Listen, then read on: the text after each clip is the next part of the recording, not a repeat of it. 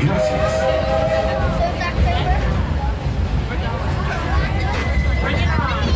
As we head into the American wilderness, we'll pass by the dusty desert town of Tumbleweed. Keep your eyes peeled for the runaway mine trains of Big Thunder Mountain Railroad. Runaway trains. Now I ask you, is that any way to run a railroad?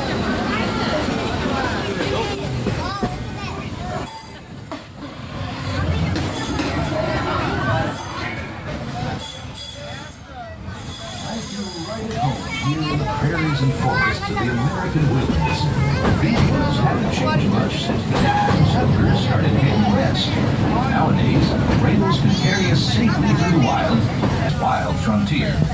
These native tribes of Plains Indians were living, hunting, and trading for centuries before we ever came along. They were the first to tame the wild horses of the American plains.